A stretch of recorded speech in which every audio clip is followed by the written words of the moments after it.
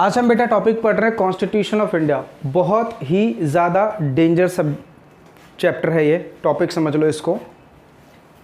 ये टॉपिक अगर एग्जामिनर का मूड ख़राब हो गया तो बेटा 20+ मार्क्स का पूछ देता है। ठीक है, अपने को 3 या 4 लेक्चर लगेंगे इसको कंप्लीट करने में। ठीक है, आराम से बहुत धीरे धीरे इसको लेके जाऊंगा क्योंकि बहुत सारे टॉपिक इसमें अपने को समझने हैं। ठीक, कुछ चीज़ें अमेंड हुई है, कुछ चीज़ें मैं डिलीट करवा दूंगा, कुछ चीज़ें कटवा दूंगा, तो अपन वो धीरे धीरे आगे देखते रहेंगे नोट्स में। आ जाओ सारे बच्चे, सबसे पहले कॉन्स्टिट्यूशन ऑफ इंडिया का नोट्स निकालो। देखो सबसे पहले आप बोलोगे अमित सर बाकी बातें बाद में, पहले बताओ आपने वर्ड क्या लिखा? Constitution of India. इंडिया का मतलब हमें पता है, पहले बताओ what is the meaning of constitution. ध्यान सुनो बेटा, ये कॉन्स्टिट्यूशन लैटिन वर्ड है और इसका इंग्लिश वर्ड भी कॉन्स्टिट्यूशन ही है। कॉन्स्टिट्यूशन क्या है बेटा? लैटिन वर्ड है और इसका इंग्लिश वर्ड भी कॉन्स्टिट्यूशन ही है। इसका मतलब पता है क्या होता है? Rules and regulation. देखो लिखा फर्स्ट लाइन में, the word constitution comes from the Latin word constitution meaning rules, regulation and order. यानी कॉन्स्टिट्यूशन का मतलब क्या है बेटा? Rules, regulations and order. अब कोई बच्चा मुझे डिफरेंस बताएगा, what is the difference between rules, regulations and order? सुनो बेटा, ऑर्डर का मतलब होता है टू डू समथिंग और not to do something, to do something और not to do something. And rules का मतलब होता है how to do something, how to do something. और रेगुलेशन का मतलब होता है whatever you are doing someone is regulating you. समझा तीनों का डिफरेंस? दोबारा बोल रहा हूं, ऑर्डर का मतलब टू डू समथिंग और not to do something. Generally ये ऑर्डर वर्ड कोर्ट इस्तेमाल करती है। कोर्ट बोलती है ना, मैं आपको ऑर्डर दे रहा हूं कि आपको ऐसा करना है। जैसे आपने कभी क्रिमिनल केस देखा होगा मूवीज वगैरह में, तो कोर्ट बोलता है ना, पुलिस वाले बोलते हैं ना, जब तक मैं ना बोलूं इंडिया छोड़ के मत जाना या इंडिया से बाहर मत जाना। जाना ये मैं ये नहीं बोल रहा कि मत जाना, मैं क्या बोल रहा हूं? जाना, लेकिन मेरे से परमिशन। तो ऑर्डर का मतलब टू डू समथिंग और not to do something. Rules का मतलब हाउ टू डू समथिंग, कैसे करना है। एक बात मुझे बताओ, हेलमेट पहन के गाड़ी चलाना ये क्या है? रूल है ना? ये सेक्शन है या रूल है? रूल है ना? हेलमेट पहन के गाड़ी चलानी है, ये क्या है? रूल है। ठीक है। रेगुलेशन क्या होता है? हम जो कर रहे हैं उसके ऊपर गवर्नमेंट निगरानी रखती है। जैसे फॉर एग्जांपल हमने फैक्ट्री बना दी, अब फैक्ट्री कैसी चल रही है उसके ऊपर क्या रखेगा? निगरानी। तो क्या लगा बनाया जाएगा? रेगुलेशंस। जैसे आपने सुना होगा ना, सेबी रेगुलेशंस बनाती है। क्यों? सेबी क्या बोलते हैं? स्टॉक मार्केट में तुम आ जाओ, लेकिन आना, ये घर मेरा है और हमारे घर के कुछ कायदे कानून है, तो आओ लेकिन हमारे कायदे कानून के अकॉर्डिंग से चलो। समझ में आ रहा नहीं यार? अच्छा मुझे बताओ, सोच के बताना। इंडिया धार्मिक देश है, करेक्ट? इंडिया में जितनी भी टेंपल्स हैं, टेंपल के अंदर में, मंदिरों के अंदर में रूल होता है या रेगुलेशन होता है? रूल। कितने बच्चों को लगता है मंदिर के अंदर में रूल्स होता है? एक बात बताओ, मंदिर के अंदर हम जाएंगे कि हम अपनी मर्जी चलाएंगे? कैसे चलना पड़ेगा? जैसे पंडित ने बोल रखा है। अच्छा बताओ, हर एक मंदिर में पूजा करने का तरीका सेम होता है या अलग अलग होता है? अलग अलग होता है। मतलब क्या? वो उस चीज के रिगार्डिंग है। ठीक है, तो मंदिर क्या है? एक रेगुलेशन है। रूल क्या है? कि हम जो घर में पूजा कर रहे हैं, पूजा करना क्या है? वो एक रूल है, रिवाज है, लेकिन कैसे करना है वो कौन बताएगा? टेंपल। अब बेटा CSWT के लिए हो ना, पीछे देना नोट्स। आया समझ में या नहीं? पक्का? किसी को कोई दिक्कत यहां तक? चलो, तो हमने क्या बोला? कॉन्स्टिट्यूशन ऑफ इंडिया क्या है बेटा? कॉन्स्टिट्यूशन ऑफ इंडिया क्या है? जल्दी बताओ। रूल्स, रेगुलेशंस और ऑर्डर। कॉन्स्टिट्यूशन ऑफ इंडिया क्या है? रूल्स, रेगुलेशंस और ऑर्डर। करेक्ट है? चलिए सेकेंड लाइन देखो क्या लिखा हुआ है। Hence a constitution is a body of fundamental principle according to which the state. यहां पे स्टेट का मतलब बेटा कंट्री, अंडरलाइन करके लिखो। यहां पे स्टेट का मतलब क्या है? कंट्री। यानी हमारी कॉन्स्टिट्यूशन ऑफ इंडिया हमें क्या सिखाती है? कि कैसे कंट्री को रन करना है। चलो पहले यहां तक रट्टा मारो। Constitution is a Latin word और इसका इंग्लिश मीनिंग क्या है? Rules, regulation and order. Order का मतलब टू डू समथिंग और not to do something. Rules का मतलब how to do, and regulation का मतलब whatever you are doing, उसके ऊपर क्या लगाते हैं हम, रेगुलेशंस, कि आप अकॉर्डिंगली कर रहे हो या नहीं। क्लियर है? तो कॉन्स्टिट्यूशन क्या है बेटा, हमारे कंट्री का रूल बुक है। हमारे कंट्री का क्या है, एक रूल बुक है। अगर मुझसे कोई पूछे ना what is the meaning of constitution of India, मैं बोलूंगा nothing, it just a plain document, it just a plain document through which entire country is regulated. Hence we can say that Constitution of India is a mother of all laws. जितनी भी laws India में है सबकी mummy कौन है? क्या कोई भी कॉन्स्टिट्यूशन के बियॉन्ड जाके काम कर सकते हो? बिल्कुल नहीं, कभी नहीं। आपको जो भी काम करना है वो सब कैसे करना है, कॉन्स्टिट्यूशन के विद इन। याद रहेगा? पक्का? चलिए सेकेंड पॉइंट बेटा ध्यान से, बाद में, अभी बाद में वो सर गुस्सा करते हैं। शाम को ही कर पाएगा, अभी मेरा लेक्चर रहेगा 2 बजे तक। चलेगा? हाँ शाम को कर। बाद में वो सर को आप बोल देना। हाँ शाम को कीजिएगा। नेक्स्ट आ जाओ। In a democracy the purpose of constitution is to prevent the government from abusing its power. चलो बताओ बेटा, बचपन से हमें स्कूल में एक बात बताई गई, what is the meaning of democracy? याद है बचपन से गाना सुना जाता है, फॉर द पीपल, और बताओ आगे बोलो, बाय द पीपल और ऑफ द पीपल। यही है ना, ये हम डेमोक्रेसी समझते हैं, ये हमारा क्या है, डेमोक्रेसी। बट ऐसा नहीं है बेटा। डेमोक्रेसी का मतलब ये होता है कि इंडिया में जितने भी लोग रहते हैं they have a right to rule the country, they have a right to rule the country, यानी हम अपनी कंट्री खुद चला सकते हैं। 2 टाइप की डेमोक्रेसी होती है, डायरेक्ट डेमोक्रेसी और इनडायरेक्ट डेमोक्रेसी। डायरेक्ट डेमोक्रेसी का मतलब होता है जहां पे mass of the adult population, mass of the adult population of a country ruling their country. ठीक है, ये आगे मैंने लिखा हुआ है, mass of the adult population ruling their, it is called direct democracy. India is a indirect democracy. India is a indirect democracy, जहां पे हम किसी को बोलते हैं कि तुम हमारे बिहार पे कम कंट्री को चलाओ, तो इंडिया इनडायरेक्ट डेमोक्रेसी को फॉलो करता है। मुझे बताओ लीडर को कौन अपॉइंट करता है? हम वोट ना दे तो क्या वो जीत पाएंगे? नहीं। तो हम इलेक्शंस में वोट देते हैं तो वो जीतते हैं। आगे जाके सब पढ़ाऊंगा, राज्यसभा क्या होता है, लोकसभा क्या होता है, कितने मेंबर्स होते हैं, ये सब हम पढ़ेंगे। सुप्रीम कोर्ट क्या होता है, हाई कोर्ट क्या होता है, सब पढ़ेंगे। इसलिए कॉन्स्टिट्यूशन या तो 1 वीक में खत्म होगा या तो 2 वीक लगेंगे इसको खत्म करने में। ठीक है, इसलिए बहुत आराम समझना है। क्यों? क्योंकि हमारा बेस लॉ है। इतना समझ में आया डेमोक्रेसी का मतलब क्या होता है? Mass of the adult population can rule their country on its own, it is called direct democracy. और हमारे इंडिया क्या है? इनडायरेक्ट डेमोक्रेसी, जहां पे हम किसी को अपॉइंट करते हैं तो रूल आवर कंट्री। समझ में आया? बट प्रॉब्लम पता है क्या इंडिया की क्या है? इंडिया में रूल करने के लिए अपॉइंट तो किया जाता है, बट हम किसको अपॉइंट करते हैं? दबंग को, अनपढ़ को, इलिटरेट को। इंडिया में लिटरेट पीपल रूल नहीं कर रहे, जो भी कर रहा है वो सब कौन कर रहा है? इलिटरेट, जिनका दबंगई ज़्यादा है, मतलब जो गुंडा टाइप ज़्यादा दिखते हैं, वैसे लोग रूल कर रहे हैं। आप दोनों किस चीज़ के लिए? CSWT ना? आई बातें समझ में या नहीं?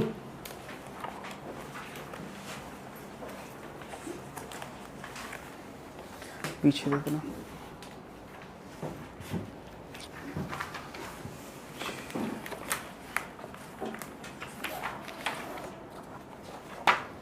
चलिए आगे देखो क्या लिखा हुआ है। In a democracy, the purpose of constitution is to prevent the government from abusing its power and to ensure that in exercise such power in the proper manner.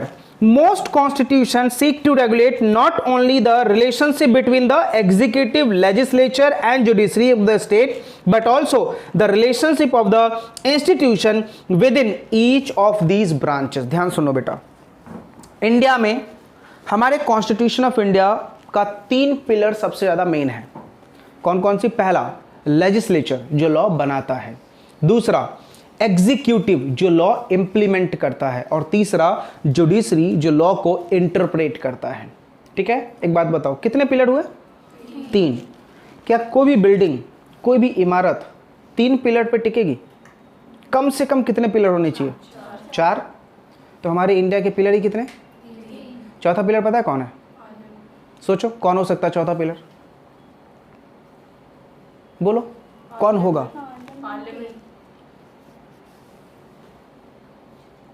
चौथा पिलर कौन है? हमारा मीडिया, जो आज का सबसे डफर पिलर है।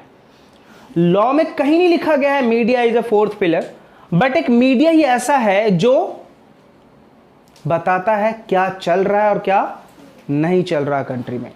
लेकिन आजकल की मीडिया वैसी है ही नहीं। आजकल की media is just like a puppet of government. What the government will say he will do. वो दूध पीता हुआ बच्चा होता है ना, मम्मी ने बोल दिया यही तुम्हारे पापा है तो यही पापा है, उसके अलावा और कोई पापा नहीं होंगे। वैसे ही हमारी मीडिया है। ठीक है, गवर्नमेंट जो बोल देगा वही करेगा, ट्रू चीज़ें वो बिल्कुल भी दिखाती ही नहीं है। तो आज के दिन के मीडिया को हम मीडिया बोल ही नहीं सकते, हम we can say that they are the puppet of government.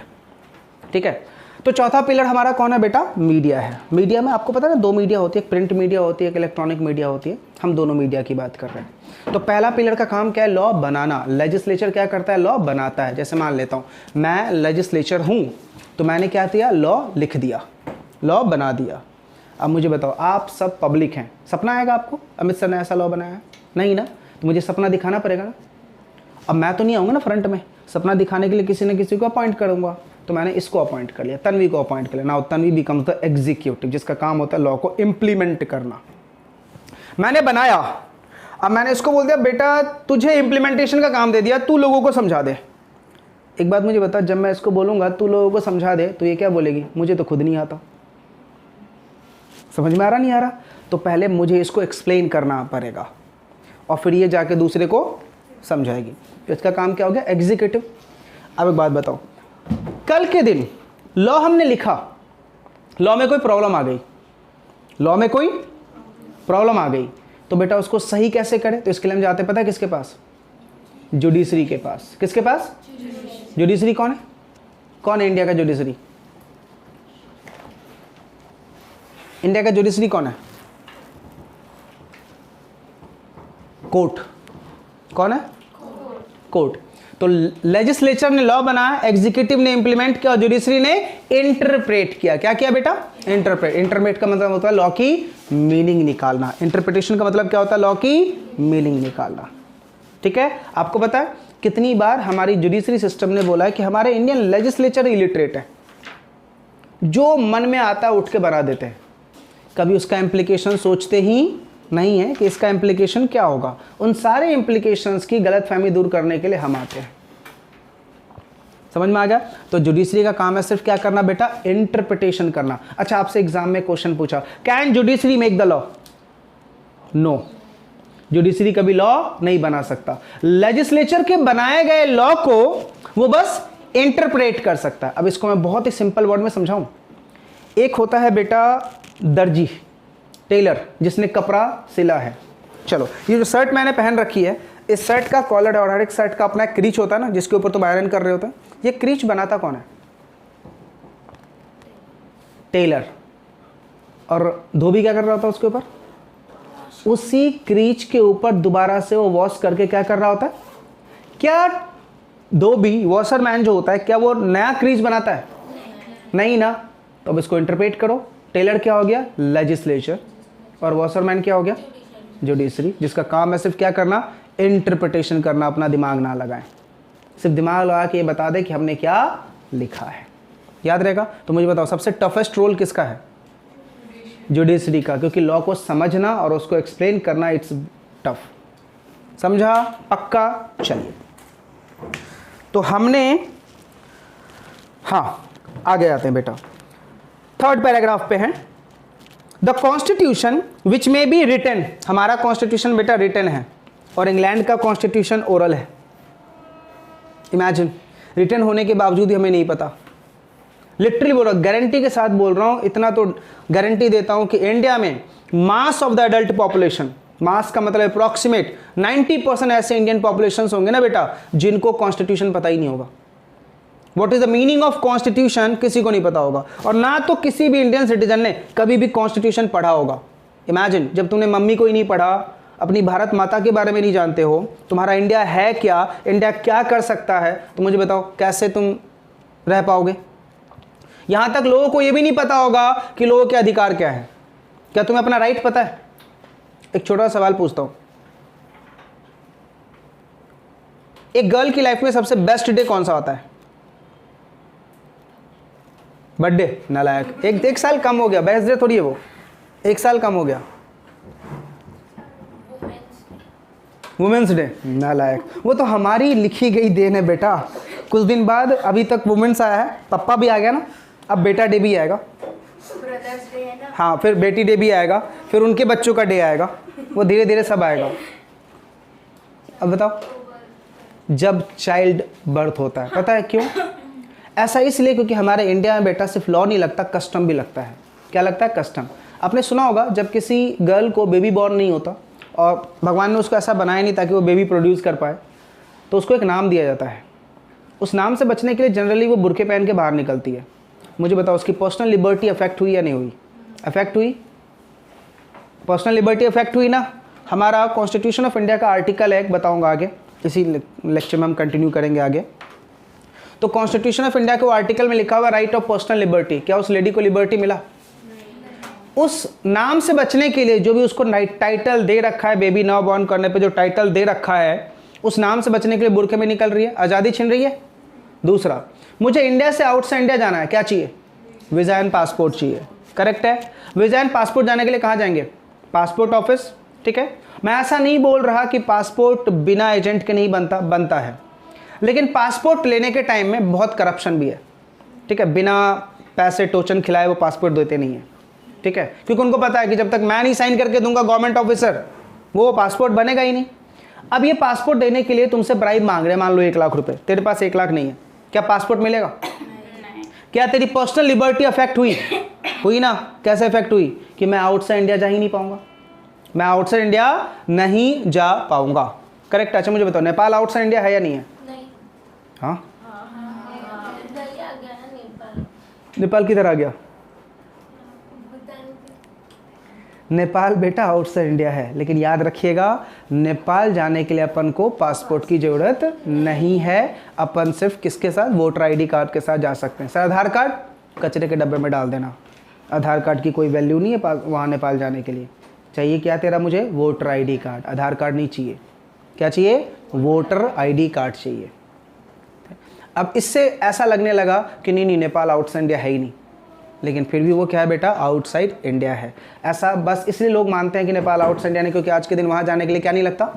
Passport नहीं लगता, इसलिए लोगों को लगता है कि नेपाल आउटसाइड इंडिया नहीं है, बट वो एक्चुअली में है, करेक्ट है। अगर ऐसा नहीं होता ना, तो फिर तो इनकम टैक्स डिपार्टमेंट मर जाएगी बेटा। इनकम टैक्स डिपार्टमेंट लिखी हुई है, income from outside agriculture, income from outside India is taxable.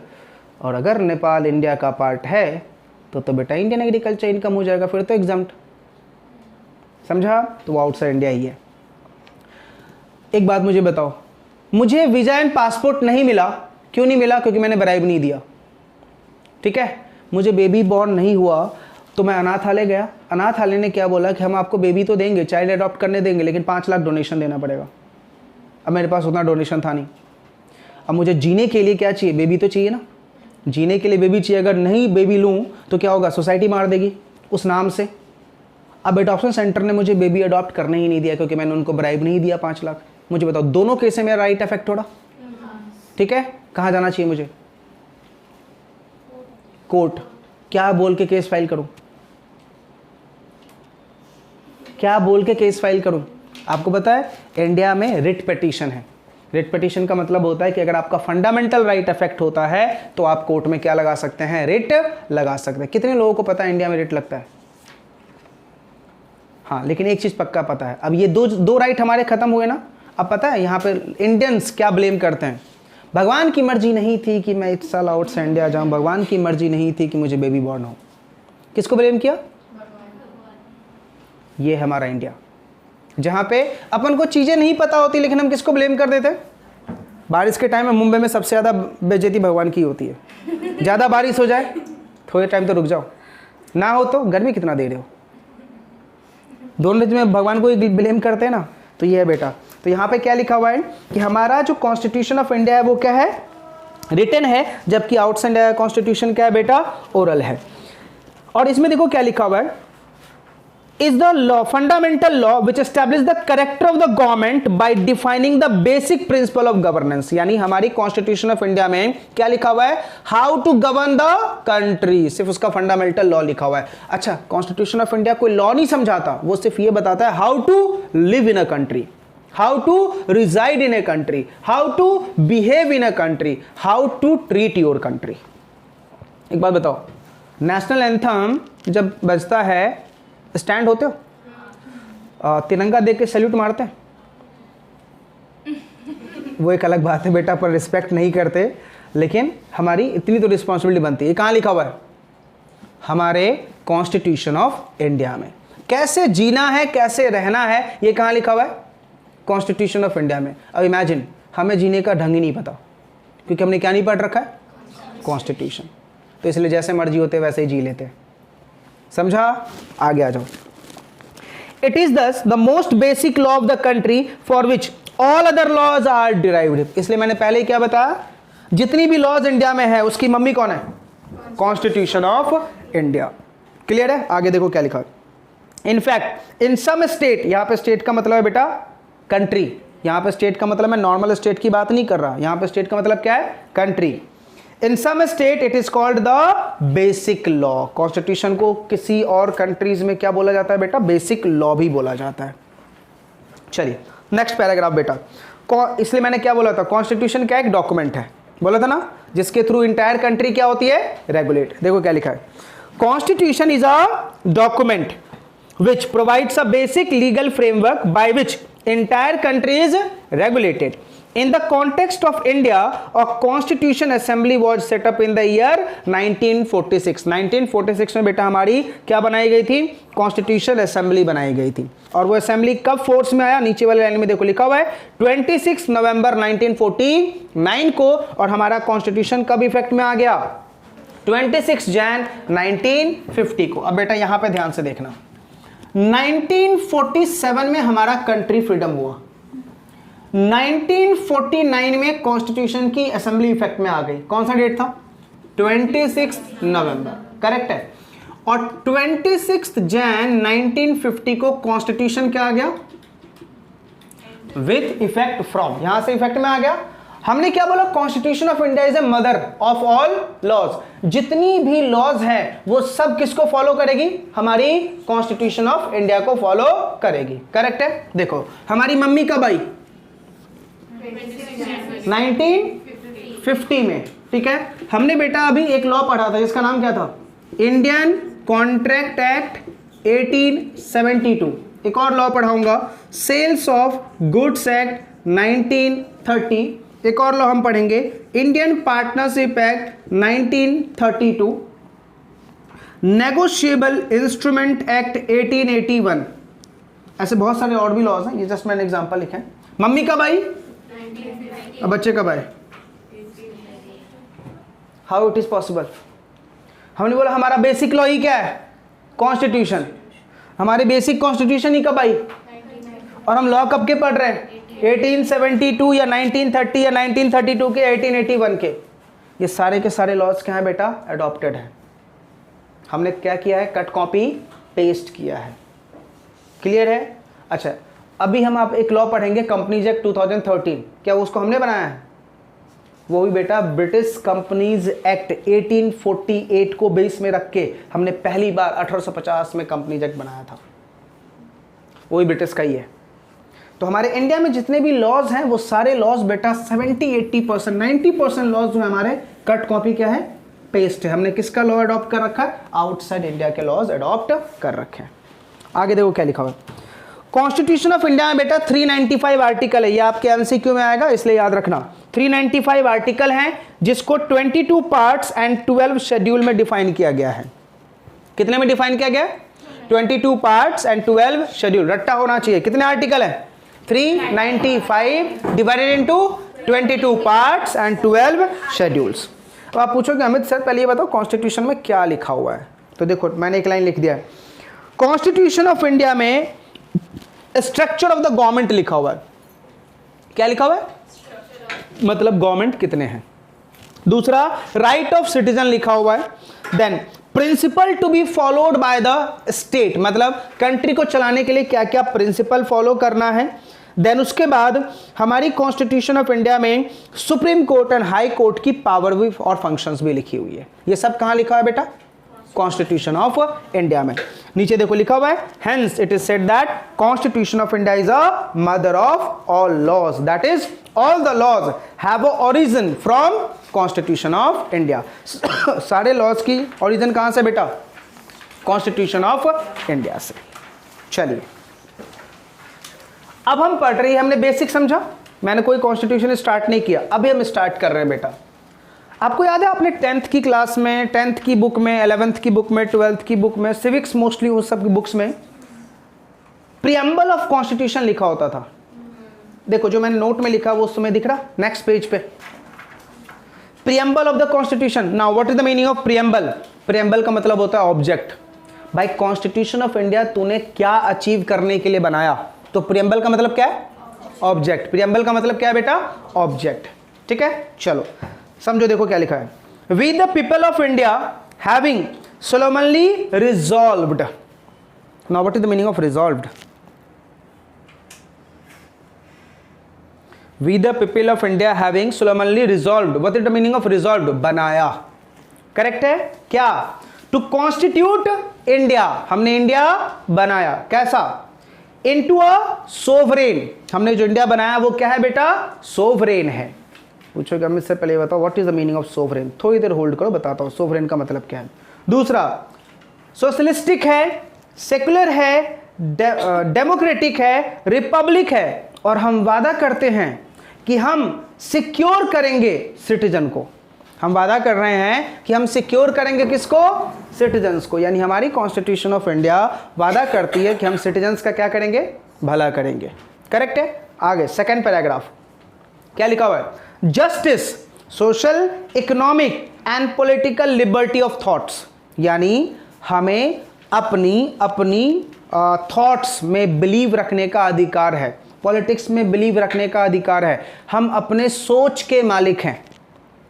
ठीक है, हम अपने सोच के मालिक हैं। किसी को सोचने के ऊपर कोई पैसा नहीं लगता, सोचने के ऊपर कोई टैक्स नहीं लगता। ठीक है, हमें फ्रीडम है किस चीज का? जस्टिस का। फ्रीडम किसका है? सोशल का। फ्रीडम किसका? इकोनॉमिक का। फ्रीडम किसका है? पॉलिटिकल का। लिबर्टी ऑफ थॉट्स का, एक्सप्रेशन का, बिलीफ का, फेथ का एंड वर्शिप का। ये सब का बेटा क्या है? हमें लिबर्टी है। कहां पे? इंडिया में। क्लियर है। आगे equality of status and opportunity, हमें क्या है बेटा? इक्वल स्टेटस मिलेगा। क्या मिलेगा? लगता है हमें क्या मिलेगा? Equal status. है ऐसा? बिल्कुल भी नहीं है। अपॉर्चुनिटी इक्वल मिलेगा। क्या है ऐसा? बिल्कुल भी अपॉर्चुनिटी बेटा इक्वल नहीं है। और ऊपर लिखा होता है लिबर्टी ऑफ थॉट। क्या हम आज सोच सकते हैं? क्या हम आज सोच सकते हैं? क्या हम आज गवर्नमेंट को ब्लेम कर सकते हैं? करो, ब्लेम करो, दूसरे दिन ईडी की रेड पड़ेगी। 2014 के बाद यही चल रहा है। आप गवर्नमेंट के अगेंस्ट में कुछ भी सवाल, गवर्नमेंट से अगर सवाल खड़े कर दो, तुम पूछ लो गवर्नमेंट से ये सड़क क्यों टूटा हुआ है? हाँ ईडी जाओ, इसके घर पे रेड मार के आओ, इसने सवाल पूछ लिया मेरे से। अब तुम्हारे ऊपर ईडी की रेड पड़ेगी कि तुमने पैसा कमाया, टैक्स नहीं भरा, ये नहीं भरा, वो नहीं भरा। तो आजकल की गवर्नमेंट ऐसा बोल रही है 2014 के बाद से कि सर हमें थॉट्स का बिलीफ है ही नहीं। और ऐसा आज की गवर्नमेंट नहीं है, पहले भी था, लेकिन पहले इतना नहीं था जितना अभी है। अभी क्या है, अगर तुम कुछ भी गवर्नमेंट से सवाल पूछो, तुम्हारे ऊपर ईडी वीडी की वो रेट पक्का लगा देते हैं। क्यों? ताकि तुम सवाल पूछो ही ना। आगे देखो क्या लिखा हुआ है, equality of status and opportunity and to promote amongst them all, हमें प्रमोट किया जाता है। आप मुझे बताओ पॉलिटिक्स में हम जा सकते हैं? नहीं। बिल्कुल नहीं। चाचा ताऊ विधायक ही बनेंगे। हम बोलते हैं बॉलीवुड में नेपोटिज्म है ना, पॉलिटिक्स में नेपोटिज्म है, जिसमें बाहर वालों की एंट्री नहीं है। जो गुंडई समाज से है ना उसी की एंट्री है, जो लोग ज़्यादा दबंग है ना उसी की एंट्री है। और हमारा पॉलिटिशियन आज के दिन ऐसा हो चुका है ना, हमारा पॉलिटिक्स इतना गंदा, इंडियन पॉलिटिक्स इतना गंदा है जहाँ पे इलिटरेट पॉलिटिशियंस हैं और सारे पढ़े लिखे लोग इलिटरेट की सुन रहे हैं। What is the value of our education?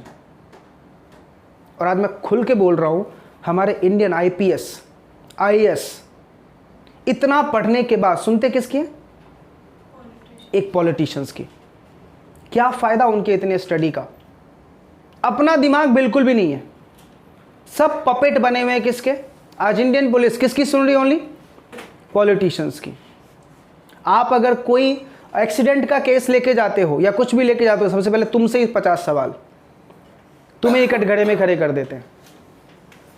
तो हमारी कंट्री में बेटा इन सब थॉट्स की कोई लिबर्टी नहीं है। आगे क्या लिखा? फर्टर्निटी। फर्टर्निटी का मतलब समझते हो? भाईचारा। है ऐसा? बिल्कुल भी नहीं। कंट्री में भाईचारा की तो बिल्कुल बात ही मत करना, भाईचारा है ही नहीं। हाँ, भाईचारा हो सकता है। इंडियन गवर्नमेंट आज अगर मैं ये यूट्यूब पे लेक्चर डालूंगा, इंडियन गवर्नमेंट इस लेक्चर को देख ले और बस मेरी एक बात मान ले, भाईचारा आ जाएगा। GST में एक अमेंडमेंट ला दे, GST will not apply to relative. देखो सब भाई बहन, पूरी कंट्री भाई बहन, कोई हिंदू मुस्लिम होगा ही नहीं। क्यों? क्योंकि GST किसके ऊपर नहीं लगेगा? रिलेटिव्स के ऊपर। तो क्या हो जाएगा? पूरा भाईचारा ही हो जाएगा, पूरी कंट्री में भाईचारा, कोई तुम्हें दिक्कत ही नहीं है। आगे देखो, assuring the dignity of individual and the unity and integrity of the nation. हम अपनी इंडिया की इंटीग्रिटी क्या रखेंगे बेटा? बरकरार रखेंगे। करेक्ट है। आगे, in our constitution assembly the 26th day of November 1949 do hereby adopt, enact and give to our self this. हमने अपना बलिदान दिया है किसको? कॉन्स्टिट्यूशन को। ठीक है, हम कॉन्स्टिट्यूशन के प्रति, हिंदी में क्या बोलते हैं इसको? उत्तरदायित्व है। यानी हम कॉन्स्टिट्यूशन के अगेंस्ट जाके कोई काम नहीं करेंगे, जो भी करेंगे वो कॉन्स्टिट्यूशन के विद इन करेंगे। क्लियर है? तो ये था हमारा प्रियम्बल। अब प्रियम्बल के एक एक वर्ड को बेटा समझते हैं। आ जाओ नेक्स्ट पेज पे, मैंने सारे वर्ड को एक्सप्लेन किया है, ये वर्ड आपके लिए बहुत इंपॉर्टेंट। चलो एक बात, पहले आपसे एक सवाल पूछता हूं, प्रियम्बल पढ़ने के बाद तुझे ऐसा लगा मैंने कोई लॉ पढ़ाया है? नहीं ना। प्रियम्बल में क्या लिखा हुआ था? गाइडलाइंस। यही था ना? ऐसा तो नहीं था ना कि हमने ये लॉ फॉलो करना है। क्या लिखा? गाइडलाइंस, ऐसा होना चाहिए। इसलिए मैंने देखो नेक्स्ट पेज पे लिखा हुआ है ऑब्जेक्ट ऑफ प्रियम्बल। दो ऑब्जेक्ट है बेटा। पहला, it indicate the source from which constitution came into existence. सबसे पहले तो कॉन्स्टिट्यूशन ये बताता है कि कौन से सोर्स से हमारा कॉन्स्टिट्यूशन आया। और दूसरा, the preamble throw light on the aims and the object of constitution to declared object is to secure all citizen. यानी दूसरा हमारा कॉन्स्टिट्यूशन क्या बोलता है कि हम सिटीजन्स के रिगार्डिंग क्या चीज फॉलो करेंगे? पहला क्या लिखा हुआ है? जस्टिस। दूसरा लिबर्टी। तीसरा इक्वालिटी एंड चौथा फर्टर्निटी। ये सारी चीज हमें फॉलो करना है। क्लियर? चलो अब एक एक वर्ड को ध्यान समझते हैं बेटा। पहला वर्ड लिखा हुआ है सोवरेन। सोवरेन का मतलब होता है सुप्रीम। सोवरेन का मतलब क्या होता है बेटा? सुप्रीम। देखो नीचे लिखा हुआ है a state is a sovereign. State का मतलब country. A country is a sovereign when there resides within itself a supreme and absolute power acknowledging no superior। ऐसा है? ऐसा है हमारी कंट्री में। यानी यहां पे कॉन्स्टिट्यूशन का सोवरेन का मतलब ये बोल रहा है कि हम अपने आप में ही सुपर है। यहां पे सब अपने आप में क्या है, बट ऐसा है नहीं। इंडिया में कास्टिज्म बहुत ज्यादा है। एक पर्टिकुलर कास्ट को ही सुपर माना गया है, एक पर्टिकुलर कास्ट को ही सुपर माना गया है, पर्टिकुलर धर्म को ही सुपर माना गया है। तो इसलिए हम इंडिया को क्या बोलते हैं? इट्स नॉट अ कर्म प्रधान देश, इट्स अ धर्म प्रधान देश, जहां पे धर्म की ज्यादा चलती है ना कि कर्म की चलती है। यहां पे काम करने वालों की कोई वैल्यू नहीं है, जो धर्म मानता है उसकी बहुत वैल्यू है। If you following your dharma, if you believe that I am a Hindu, then follow your Hindu religion, ठीक है, then you are a pure Indian. And if you are doing something for India, you are not pure। आपने India के लिए कुछ महान काम किया, आप इंडियन हो ही नहीं भाई। ये बता तूने धर्म इंडिया वाला फॉलो किया नहीं, तो बता राम जी में विश्वास रखता है कि नहीं? अगर हाँ ना हो तो इंडियन है, अदरवाइज नहीं। हमारे इंडिया में ये चल रहा है आज। इफ ए ट्रू भक्त ऑफ राम या फिर अपने जो भी गॉड हैं उनकी बात कर रहे हो तो तुम क्या हो? इंडियंस हो, अदरवाइज आप इंडियन नहीं हो। अचीवमेंट वाले लोग यहाँ पे इंडियंस नहीं कहलाते हैं, समझा?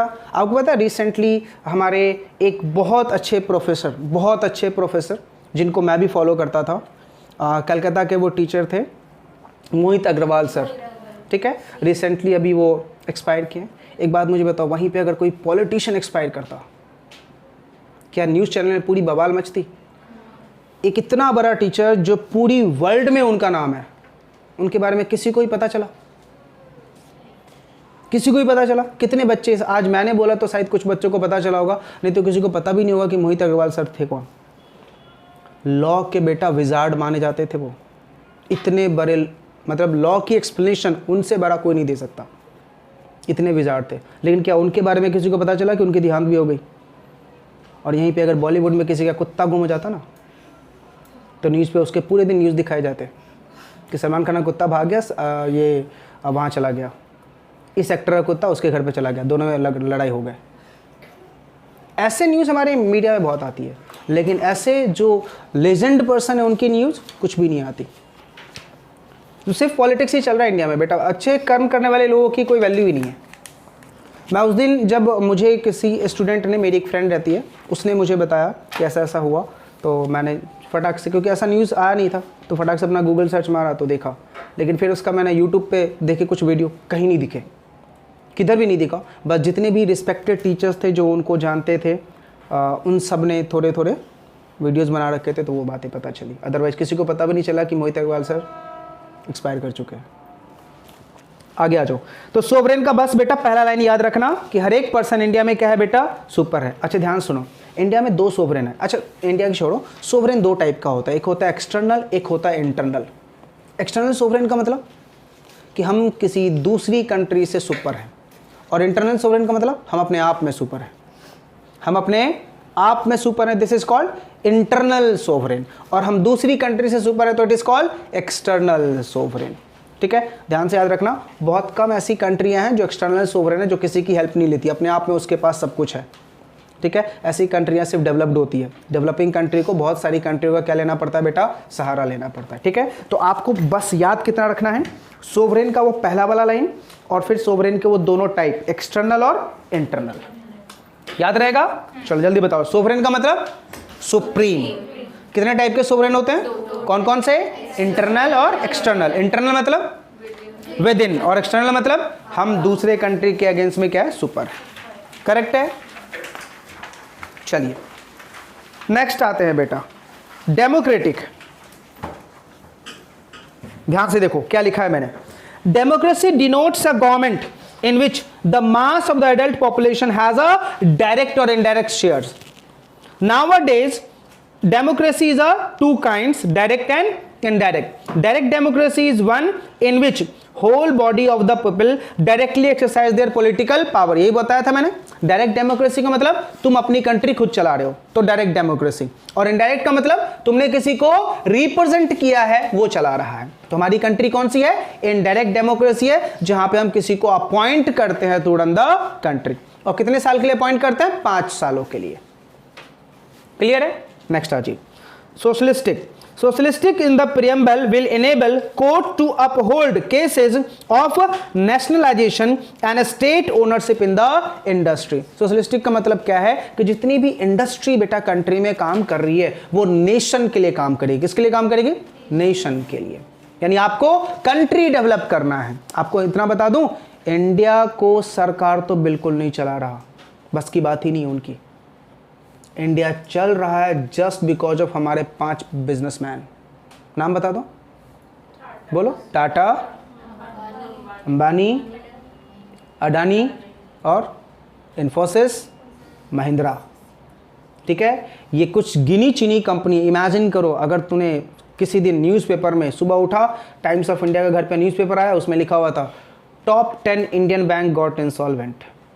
नाम था axis, HDFC, state bank, ICI, HDFC। कैसा लगेगा सुन के। दूसरा साथ में ये लिखा हुआ था top 5 brand company got insolvent, Tata, Reliance, Infosys, Mahindra. कैसा लगेगा सुन के, कुछ है ही नहीं। अब कुछ नहीं है। हमारी कंट्री को चला कौन रहा है, इंडस्ट्रियल्स। ओनली बिजनेसमैन हमारी कंट्री को चला रहे हैं। आप इमेजिन करो, कितने बच्चे ऐसा समझते हैं कि कोविड में हमें गवर्नमेंट ने सपोर्ट किया। कितने बच्चों को लगता है गवर्नमेंट ने हमारे लिए कोविड में कुछ तो किया। अगर मुझसे कोई पूछे तो हमारे लिए गवर्नमेंट ने कोविड में 0% भी नहीं किया। जो भी किया किसने किया? बिजनेसमैन ने किया। बिजनेसमैन ने क्या दिए? डोनेशंस दिए, और डोनेशंस की वजह से क्या हुआ? वैक्सीन्स बनी। एक दिया डायरेक्ट डोनेशन, एक था इनडायरेक्ट डोनेशन। डायरेक्ट डोनेशन मतलब जो डायरेक्ट नीडी पीपल को मिला, और इनडायरेक्ट डोनेशन का मतलब जो गवर्नमेंट के थ्रू मिला। डायरेक्ट डोनेशन ओनली बेटा कुछ फिल्म स्टार्स ने किया, जैसे सोनू सूद था, वो डायरेक्ट डोनेशन था। वो डायरेक्ट किसको दिया? जिन लोगों को नीड थी उनको डायरेक्ट डोनेशन दिया। तो इंडिया कोई भी कंट्री बेटा चलती किसकी वजह से? जस्ट बिकॉज वहाँ के बिजनेस की वजह से। ऐसा आपको चीज़ें और समझ में आएगा जब आप इंटर लेवल पे आओगे, और वहाँ पे जब टैक्सेशन पढ़ना शुरू करोगे तब आपको समझ में आ जाएगा कि यस, कंट्री जस्ट चल रही है जस्ट बिकॉज ऑफ बिजनेसमैन। अगर बिजनेसमैन ना हो तो कंट्री नहीं चलेगी। आज हमारी कंट्री डेवलपिंग है, उसका सबसे बड़ा रीजन है कि India is not a business hub. India is not a business hub. क्यों? क्योंकि आज भी हमारी कंट्री 90% बोल रहा हूं, 90% हम टिके हुए हैं।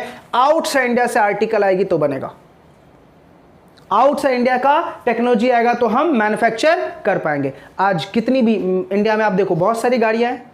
टाटा की गाड़ी क्या कम अच्छी लगती है? बहुत अच्छी है। क्यों नहीं चल रही इंडिया में? दो चीज़ों की वजह से। पहला, महंगी है, और दूसरा, जितनी टेक्नोलॉजी फॉरेन गाड़ियों में मिल जाती है उतनी टेक्नोलॉजी इंडियन कार में नहीं मिल पाती। आज टाटा अगर ग्रो कर रहा है जस्ट बिकॉज ऑफ दो कंपनी के टेक ओवर के बाद। कौन सी दो कंपनी?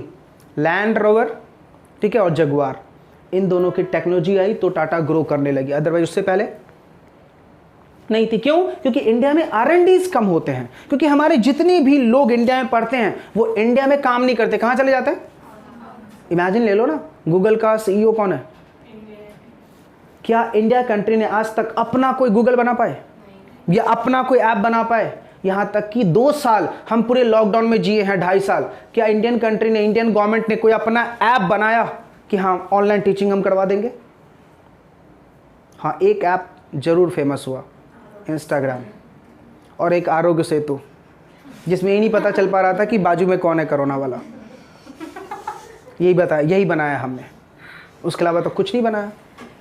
पूरे 2.5 साल अपन ने लॉकडाउन में गुजारे, और आज भी हम किसके ऐप पे टिके हुए हैं? चाइनीज ऐप पे टिके हुए हैं। जूम ऐप पे क्या लेते हैं? लेक्चर। क्या लिया हमने? इंडियन ऐप कुछ ही बनाया। डेवलपमेंट के नाम पे जीरो है, सिर्फ पैसे लूटे जा रहे हैं।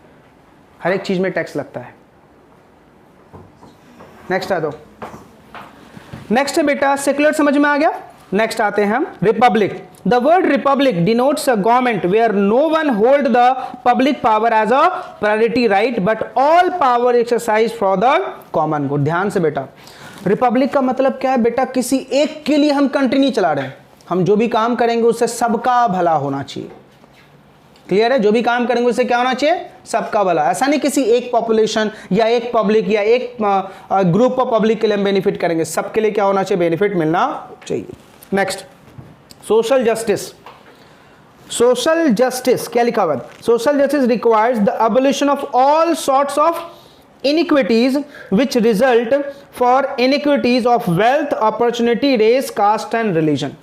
मतलब हम सबको एक जैसा ही ट्रीट करेंगे। कैसा है? हम बाइफर्केशन नहीं करेंगे रिलीजन के बेसिस पे, बाइफर्केशन नहीं करेंगे अमीर और गरीब के बेसिस पे। अच्छा मुझे बताओ, आज इंडिया के गरीब गरीब होते जा रहे हैं, रीजन क्या है? और अमीर अमीर होते जा रहे हैं। कोई बच्चा बताए, अगर सोसाइटी को समझते हो तो बताओ। आज इंडियन गरीब गरीब होते जा रहे हैं लेकिन अमीर अमीर होते जा रहे हैं, क्यों? अगर मार्केट गए हो, मॉल गए हो, तो तुम्हें ये चीजें बहुत अच्छे से समझ में होगी। आज इंडिया के गरीब इसलिए गरीब है क्योंकि इंडिया में टैक्स ओनली गरीब भरता है, अमीर नहीं। एग्जाम्पल देता हूं, डिस्काउंट किसको फायदा मिलता है? गरीबों को। 1 किलो आलू लोगे, 1 किलो आलू का कॉस्ट 30 रुपया, क्या 30 रुपये में कम करेगा? वहीं बोलो भैया 10 किलो, अब कम होगा? तो गरीबों को बेटा डिस्काउंट का फायदा ही नहीं मिलता। किसको मिल रहा होता है? अमीरों को। और आजकल आपने देखा होगा एक नई स्ट्रेटजी मार्केट में आई है, जो बड़े बड़े जैसे बिग बाज़ार हो गया, बाकी और जो बड़ी जैसे कुछ पीटर इंग्लैंड, ये सब ब्रांड है कुछ शर्ट के। ये पता है आपको, मॉल के बाहर में एक वो एडवर्टीजमेंट निकालते हैं, 4 पे 4 फ्री। हम जाते हैं लालच में 4 खरीदने के लिए। 4 का कॉस्ट 12,000, 4 का कॉस्ट 12,000 पे तुझे और कितना फ्री मिला? 4। तो अगर मैं डिवाइड करूँ 12,000 डिवाइड बाय 8, 8 मिलने ना, 12,000 में मुझे 8 मिला, एक शर्ट का कॉस्ट मिल गया। ऐसे ही बेटा हमारी एक अनऑर्गेनाइज मार्केट है, 200 रुपये में जीन्स मिल जाती है, 100 रुपये में शर्ट मिल जाता है, मिलती है नहीं मिलती है।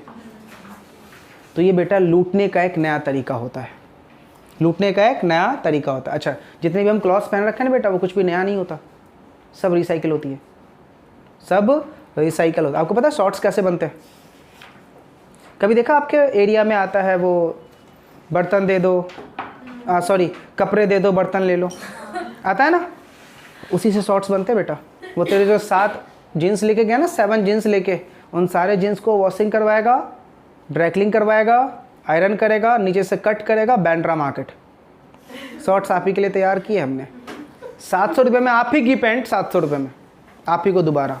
अगर इस चीज़ को समझना हो ना तो एक मूवी आई थी बेटा बदमाश कंपनी, बदमाश कंपनी मूवी आई थी। उसका लास्ट स्टेज देखना, जब शाहिद कपूर पूरा थक जाता है इंडिया में, स्कैम करके थक जाता है, तो आउट इंडिया जाता है, तो एक शर्ट को 7 बार वॉश करता है। 7 बार वॉश करने के बाद उसके 7 कलर आते हैं, लोग पागल हो जाते हैं उस कलर के, और क्या लेते हैं, आर्टिकल परचेज करते हैं। समझ में आया? तो हमारे इंडिया में क्या है बेटा, बार बार क्या होता है, रिसाइकलिंग होता है कपड़े का। खुद सोचो ना, नया कपड़ा कहाँ से आएगा? क्या इंडिया में इतनी कपास की खेती है? जब खेती इतनी कपास की नहीं तो कपड़ा कहाँ से बनाओगे? बिना रुई का तो अब धागा नहीं बना पाओगे, जब धागा नहीं बनेगा तो कपड़े कहाँ से बनाओगे? तो हमारे इंडिया में क्या होता है बेटा, रिसाइकलिंग होता है किस चीज़ का, किसी भी क्लॉथ का। सिर्फ इंडिया में नहीं, हर एक कंट्री क्या करती है, रिसाइकलिंग, क्योंकि इतनी ज़्यादा हमारे पास एग्रीकल्चर प्रोड्यूस ही नहीं है। समझा? चलो, तो ये था बेटा हमारा सोशल जस्टिस, यानी ये बोलता है कि हम सबको क्या करेंगे, एक जैसा ट्रीट करेंगे। जितना अंडरलाइन करवाता हूँ सिर्फ उतना ही पढ़ना बेटा।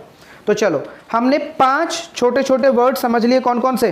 पहला सोवरेन पढ़ लिया हमने, डेमोक्रेटिक पढ़ लिया, सोशलिस्टिक पढ़ लिया, सेकुलर पढ़ लिया, रिपब्लिक, सोशल जस्टिस। नेक्स्ट आ जाओ बेटा, लिबर्टी, हमें सोचने का राइट है, हम जो चाहें वो सोच सकते हैं, लेकिन ध्यान से क्या है, जितने भी राइट्स मिलते हैं ना बेटा, सबके ऊपर कुछ ना कुछ क्या होता है, लिमिटेशन। सोचने के ऊपर किसी के कोई रिस्ट्रिक्शन नहीं है, लेकिन क्या अगर तुमने गलत सोचा है तो क्या उसको एग्जीक्यूट करने दिया जाएगा? कभी नहीं। तो सोचने के ऊपर बेटा कोई रिस्ट्रिक्शन, जो सोचना है सोचो, लेकिन जब उसके एग्जीक्यूशन का टाइम आएगा तो हमें पूछना पड़ेगा। नेक्स्ट, इक्वालिटी, सबको एक जैसा क्या मिलेगा बेटा, स्टेटस मिलेगा, सबको एक जैसा क्या मिलेगा, अपॉर्चुनिटी मिलेगा, और सबका इक्वल स्टेटस होगा। एंड लास्ट क्या लिखा हुआ बेटा, फर्टिलिटी, मतलब हम एक दूसरे का केयर करेंगे, हम एक दूसरे का क्या करेंगे बेटा, केयर करेंगे, और भाई की तरह रहेंगे, भाईचारे की तरह रहेंगे। क्लियर है? तो ये हमारे प्रियम्बल के बेटा कुछ वर्ड्स का मीनिंग था। अच्छा मुझे बताओ, प्रियम्बल के इन सारे वर्ड्स का मीनिंग पढ़ने के बाद क्या तुम्हें ऐसा लगा कि हमने कुछ लॉ पढ़ा है? सिर्फ क्या सीखा है, how to behave in a country, how to deal with the country. हमने कोई लॉ नहीं सीखा। समझा? प्रियम्बल समझ में आया? अब ध्यान से बेटा, प्रियम्बल एग्जाम में एज इट इज लिखने को आता है 5 मार्क्स में, तो प्रियम्बल तुम्हें रटना पड़ेगा। उसके वर्ड्स नहीं, जो हमने कंटेंट पढ़े एक एक नहीं, वो सिर्फ जो प्रियम्बल पढ़ा था बॉक्स में, बस वो आपको रट्टा मारना है। पूरा 5 मार्क्स में आता है ये, आप में नहीं। समझा? क्लियर है? और अच्छा रहेगा इस प्रियम्बल को जितना जल्दी हो सके माइंड में फीड कर लो, क्योंकि ये प्रियम्बल बहुत काम आता है अपने को आगे लॉ समझने के लिए। चलिए, अब एक इंपॉर्टेंट क्वेश्चन लेते हैं बेटा एग्जाम का, फीचर्स ऑफ कॉन्स्टिट्यूशन।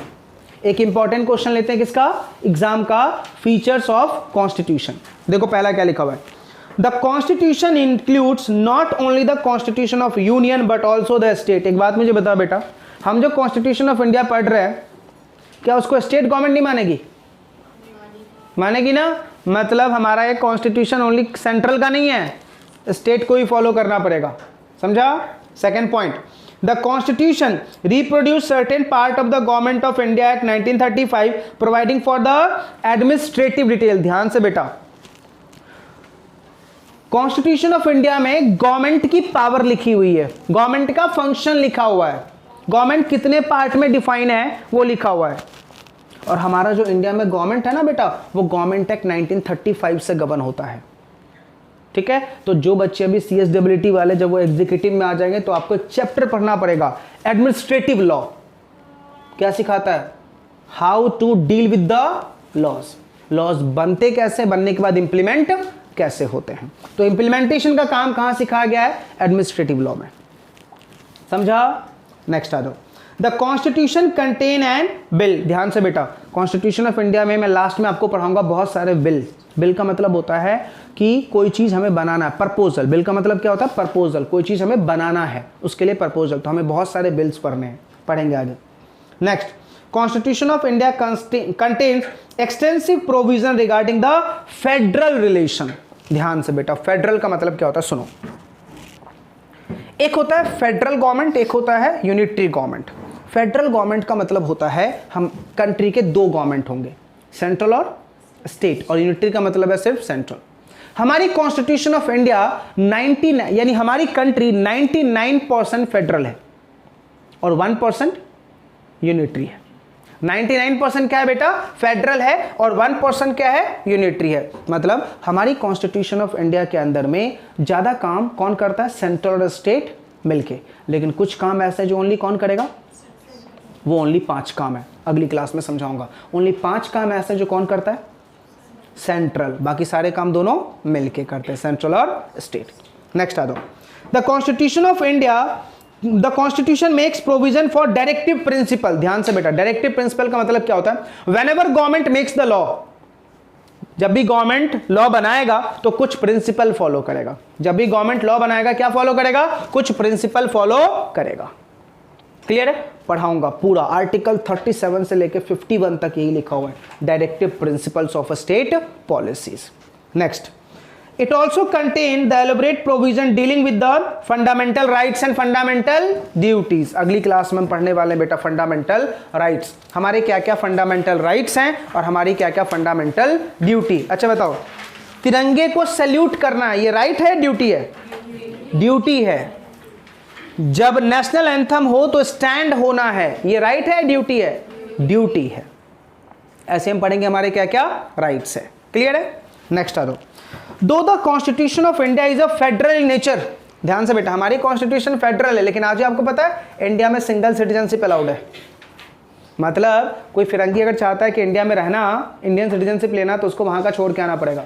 लेकिन दूसरी कंट्री क्या बोलते, नहीं तुम छोड़ो मत, तो हमारी कंट्री का भी सिटीजनशिप ले सकते हो। तो बहुत सारी कंट्री ऐसी जो सिंगल सिटीजनशिप देती है और कुछ कंट्री ऐसी जो ड्यूल सिटीजनशिप देती है। एक एग्जाम्पल के तौर पर बताओ, कनाडा, आधा पंजाब है ना, वो आधा पंजाबी है ना, ज़्यादातर पंजाब के लोग वहाँ पे हैं। तो क्या जितने भी लोग पंजाब के हैं, क्या उन्होंने इंडियन सिटीजनशिप छोड़ दिया, नहीं ना। तभी उनको क्या बोलते हैं, NRI। क्यों बोलते हैं NRI, Indian citizen living abroad, इसलिए क्या बोलते हैं, नॉन रेजिडेंट इंडियन। ऐसा तो नहीं बोला ना, नॉन सिटीजन, क्या बोला, नॉन रेजिडेंट इंडियंस। मतलब तुम ऐसे इंडियंस हो जो इंडिया में रहते नहीं हो, इसको बोलते हैं NRI। तो ज़्यादातर NRI पंजाबी होते हैं, ज़्यादातर 90% NRI कौन होते हैं, पंजाबी होते हैं।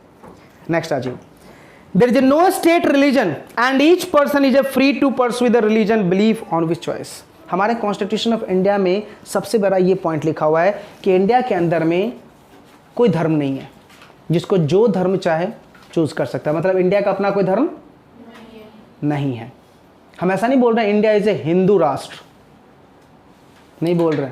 अरे आपको पता है ना, बीजेपी गवर्नमेंट क्या करना चाहती है, इंडिया को हिंदू राष्ट्र बनाना चाहती है। तो कॉन्स्टिट्यूशन ऑफ इंडिया का ये लाइन चेंज करना पड़ेगा आपको। अब मुझे बताओ, पाकिस्तान इस्लाम को फॉलो करता है ना, उनका अपना एक इस्लामिक है। ऐसे ही नेपाल बौद्ध को फॉलो करता है, बट बौद्ध कहाँ का है, इंडिया का ही तो है, हिंदू का ही तो कंसेप्ट वहाँ पे गया है। हमारे कंट्री के अंदर में आपको पता है आयुर्वेदिक उपचार नहीं होता। नेपाल में आज भी 90% आयुर्वेदिक उपचार है। क्यों, क्योंकि यहाँ पे वहाँ पे यहाँ का ही जो आयुर्वेदिक का ट्रीटमेंट था वो कहाँ चला गया, नेपाल। इसकी एक अगर पूरी हिस्ट्री जाननी है ना, तो साउथ की एक मूवी थी, मूवी का नाम मुझे नहीं पता। उस दिन मुझे पता चला कि जो आउटसाइड इंडिया में, नेपाल में जो बौद्ध का धर्म यूज़ करते हैं वो कहाँ से गया था, इंडिया से ही गया था। तो वो लोग आज भी आयुर्वेद पे फॉलो करते हैं, और हम आज भी हम किस पे फॉलो करते हैं, हमारे मेडिसिन के ऊपर। आपको पता है हमारे पुराने टाइम के लोग इतने मेडिसिन नहीं खाते थे। और पता है ये स्ट्रेटजी क्यों बनाया गया, ताकि लोगों के माइंड से ये आयुर्वेद नाम का चीज़ किसने निकाला, गवर्नमेंट ने। तुम्हारे माइंड में ठूस ठूस के डाला गया कि आयुर्वेद कुछ नहीं होता, मेडिसिन लो, मेडिसिन लो, हमें जीना सिखा दिया किसके ऊपर। अच्छा एक बात बताओ, इंडिया में पानी की कमी है क्या? ज्योग्राफी में तो मैम ने पढ़ाया था 3/4 वाटर है, पढ़ाया था ना? तो फिर इंडियन गवर्नमेंट क्यों बोलती है पानी बचाओ, पानी सेव करो, पानी का वेस्ट मत करो? और अगर इतना ही पानी की कमी है तो हर एक साल बाढ़ क्यों आता है, असम क्यों डूब जाता है? कभी इस चीज़ पे सोचा नहीं? इंडियन गवर्नमेंट पानी का वेस्ट मत करो, पता है क्यों? क्योंकि तुम्हें वो पानी के बोतल में उतार सके। किस में उतार सके? पानी की बोतल में उतार सके। आज उन्होंने फ्री की चीज को सेल पे लगा दिया, 10 रुपए का आधा लीटर, ठीक है? और उसकी भी औकात अलग अलग जगह पे अलग है। रेलवे स्टेशन पे औकात बढ़ जाती है उसकी, एरोप्लेन में तो और बढ़ जाती है, ठीक है? और पीवीआर में गए फिर तो वो तो एकदम राजा है, ऐसा लगता है कि उसके ऊपर ताज लगा है, वो रानी चल के आ रही है। वो पानी का बोतल नहीं दे रहा, रानी दे रहा है, ले जा भाई, तेरी हुई आज से ये क्वीन, 1 घंटे के लिए।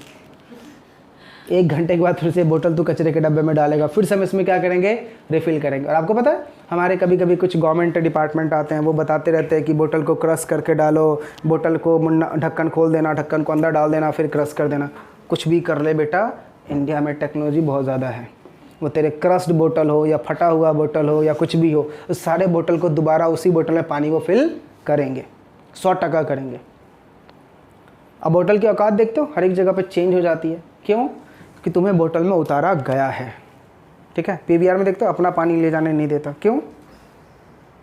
क्यों? ताकि तुम वहाँ की पानी खरीदो। अगर अपना पानी लेके जाओगे तो फिर कोल्ड ड्रिंक वाला क्या करेगा, बेचेगा क्या? अच्छा बाहर से कुछ लेके जा सकते हो, वेफर वगैरह, समोसा? मैं पहली बार बेटा पीवीआर गया था मुंबई में, पहली बार मैं एकदम मस्ती में गया, इंटरवल जब हुआ सोचा 2 समोसे खा लेता हूँ। करेक्ट है, समोसा मेरा फेवरेट था। दिए तो सही, 2 समोसा उसने दिए, जब बिल दिया ना तब दिल बाहर आ गया, ठीक है? वो क्या बोलते हैं 80 रुपीज़। मैंने बोला भाई मेरा बिल है किसी और का है? बोला नहीं भाई तेरा ही बिल है, 80 रुपीज़। मैंने बोला कितने समोसे लिए मैंने? 2। तो 8 का बिल क्यों जोड़ रहा? बोला नहीं भाई ये 2 समोसे का ही बिल है। उस दिन मुझे पता चला अच्छा पीवीआर में 40 का समोसा मिलता है। अब मजबूरी में बिल फट गया था तो लेना ही पड़ेगा, ठीक है? उस दिन जो दिल को सदमा लगा ना बेटा, वो 4 दिन तक हो रहा। फिर पता चला कि अच्छा हाँ पीवीआर में कॉस्टली चीज़ें मिलती है। फिर उस दिन से मैं मूवीज़ तो जाता हूँ, कभी कभी जाता हूँ, और कभी जाता हूँ तो फिर इंटरवल में बाहर नहीं निकलता, अंदर ही रहता हूँ। नेक्स्ट आता बेटा, लास्ट क्या लिखा हुआ? Another special feature of the constitution of India is the abolition of communal electorals. मतलब क्या? ये सबसे झूठ लिखा हुआ है, ये सबसे झूठ लिखा हुआ। मतलब क्या? लिखा तो हुआ उस टाइम के टाइम से, लेकिन आज के दिन इसकी कोई वैल्यू नहीं है। आज मुझे बताओ जात वाले के लीडर होते या नहीं होते? जात वाले के लीडर होते हैं ना? क्या कोई पर्सन किसी को भी लीडर खड़ा कर देगा? बिल्कुल नहीं। अच्छा ये इस कास्ट का लोग है तभी ये बंदा यहाँ का लीडर बन सकता है, अदरवाइज नहीं। समझा नहीं समझा? तो ये बात तो बिल्कुल गलत लिखी हुई है कि कम्युनल इलेक्टोरल्स नहीं है। इंडिया में सबसे ज़्यादा वही है जहाँ पे हम जात पात के लोगों को क्या अपॉइंट करते हैं, लीडर अपॉइंट करते हैं। चलो ये फीचर समझ में आ गया? ध्यान से, कोई भी 6 पॉइंट रटना है, 6 पॉइंट कोई भी रटना है जो तुझे इजीली समझ में आ जाए। किसमें? फीचर्स में। चलो एक बार फटाफट से फीचर को रिकैप कर लेते हैं। पहला फीचर बताओ, ड्यूल गवर्नमेंट। पहला फीचर क्या है?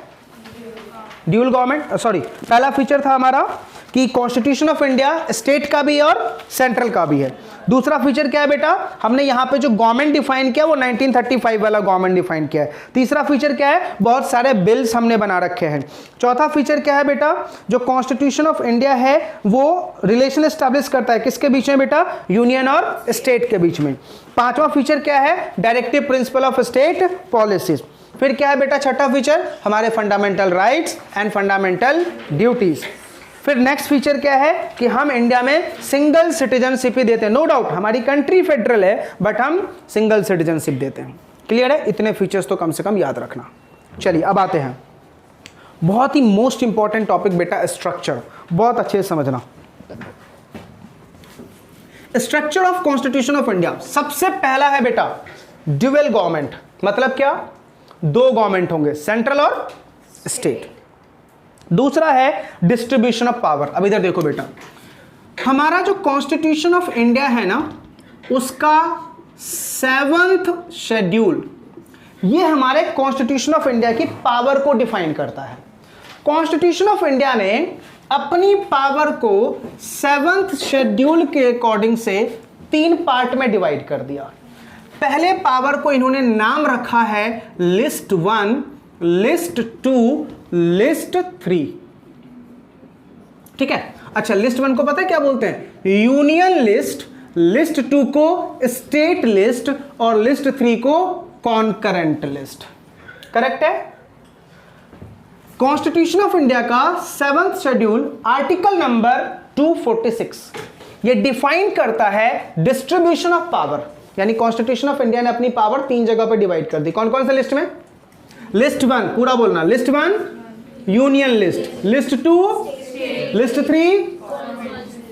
अच्छा, लिस्ट 1 में लॉ बनाने की एब्सोल्यूट पावर सीजी की, लिस्ट 2 में एब्सोल्यूट पावर स्टेट गवर्नमेंट की और लिस्ट 3 में दोनों की, central government plus state government, दोनों मिलकर लॉ बनाएंगे। अब समझना, बहुत डिटेल में समझा रहा हूं, समझना।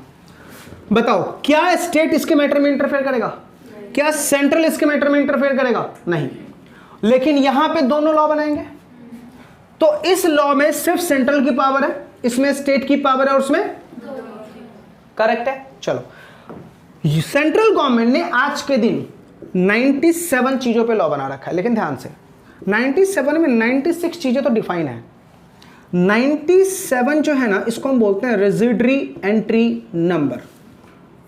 ठीक है। ये जो 97 चीजें हैं ना, इसको आप एंट्री नंबर बोल लो या आइटम नंबर बोलो, आपकी मर्जी। ठीक है। हर एक, अब ये 97 है तो 1 से होगा, हर एक आइटम में कुछ ना कुछ लिखा हुआ है। ठीक है। जैसे एक एग्जांपल के तौर पे अगर मैं बताऊं, एंट्री नंबर 82 इनकम टैक्स, तो मतलब इनकम टैक्स के ऊपर लॉ कौन बनाएगा? सेंट्रल। एंट्री नंबर 83 कस्टम, मतलब कस्टम के ऊपर लॉ कौन बनाएगा? एंट्री नंबर 84 सेंट्रल एक्साइज, मतलब सेंट्रल एक्साइज के ऊपर लॉ कौन बनाएगा? सेंट्रल। समझ में आ गया? लेकिन जो 97 है ना, वो डस्टबिन टाइप है, मतलब रेजिडरी आइटम है। ये क्या बोलता है? जो चीज यहां नहीं आ रहा और जो चीज वहां नहीं आ रहा, वो सब कहां आ जाएगा? मतलब किसी चीज पे लॉ बनाने की पावर अगर स्टेट की नहीं है और उधर भी नहीं है, तो सीधा कहां आ जाएंगे? उस पे लॉ कौन बनाएगा? सेंट्रल। क्लियर है? तो इसमें कितने आइटम है? ये या रट्टा मारना, एमसीक्यू में बहुत पूछता है कि यूनियन लिस्ट के कितने एंट्री नंबर? 97 लिखा हुआ है मेरे नोट्स में। स्टेट लिस्ट में बेटा 66 और कॉन्करेंट लिस्ट में 47। कोई दिक्कत? बताओ, यूनियन लिस्ट पे लॉ कौन बनाएगा? स्टेट लिस्ट पे? कॉन्करेंट लिस्ट पे? यूनियन में कितने आइटम? स्टेट में कितने आइटम? और कॉन्करेंट में? करेक्ट है। बोलोगे अमित सर, आपकी जो भी आपने बोर्ड पे लिखा उसमें ये हमें समझा, इसके ऊपर सिर्फ सेंट्रल, इसके ऊपर सिर्फ जो मैटर यहां और यहां नहीं आएगा वो, ये भी समझा सर। एक बात बताओ सर, आपने यहां पे क्या लिखा है? Central plus state. एक बात मुझे बताओ, वहां पे जितने ही मैटर होंगे दोनों लोग मिलके काम करेंगे? किसकी सुनो? अच्छा बताओ, दो लोग जब मिलके बना रहे हैं लॉ, तो क्या दोनों के ओपिनियन में डिफरेंशिएशन होगा? 100%। दोनों के ओपिनियन में डिफरेंशिएशन पक्का होगा। किसकी सुनूं? गवर्नमेंट ने बोला ये तो मुझे नहीं पता, ये तो मुझे, लेकिन इसके लिए बेटा बाद में उन्होंने एक आर्टिकल बनाया, आर्टिकल नंबर 254। कौन सा? ये बेटा कॉन्करेंट लिस्ट के डिस्प्यूट को सॉल्व करता है। और जब मैं पढ़ा दूं ना, तब तुम बोलना, सारे बच्चे बोलना अच्छा लगा, पढ़ाने दो पहले, फिर बताना क्या ये आर्टिकल एक्चुअली में होना चाहिए, और फिर सोचना क्या ये होना चाहिए। पहले आर्टिकल पढ़ते हैं। 254 क्या बोलता है, सुनो ध्यान से। 254 का भी नेट पे सर्च करना, उसमें सिर्फ 3 बातें लिखी गई है, 1, 2 और यहां पे लिखा हुआ है प्रोवाइजो। पता है पहले क्या लिखा हुआ? ध्यान सुनना। अगर कोई लॉ सेंट्रल गवर्नमेंट ने ऑलरेडी बना रखा है पहले, और उसी मैटर पे अभी स्टेट गवर्नमेंट ने लॉ बनाया, झगड़े, दोनों अलग अलग बातें बोल रहा है, झगड़े हो गए। करेक्ट है? बोला जब तक पॉसिबल है दोनों की सुनेगा, और जहां पे इम्पॉसिबल होगा, बोलो किसकी सुनेंगे? किसकी सुनेंगे? एक बात मुझे बताओ, मैं और तन्वी किसी मैटर पे बहस कर रहे हैं, ठीक है, तुम सबने मेरा सपोर्ट किया, ये किससे कट्टी हो जाएगी? ठीक है, पापा ने सपोर्ट किया तो किससे कट्टी? पापा ने मान लो मम्मी का सपोर्ट किया, इसका सपोर्ट ही नहीं किया, पापा बोले आज से आप मेरे पापा ही नहीं हो, खत्म, आज से रिश्ता खत्म। ऐसा ही होगा ना, मतलब ईगो हर्ट होगा। अब मुझे बताओ, जब स्टेट, यहाँ पे किसका ईगो हर्ट हुआ? स्टेट गवर्नमेंट का ईगो हर्ट हुआ, तो मुझे बताओ वो अपना दुख दर्द, अपना आंसू किसके पास लेके जाएगा?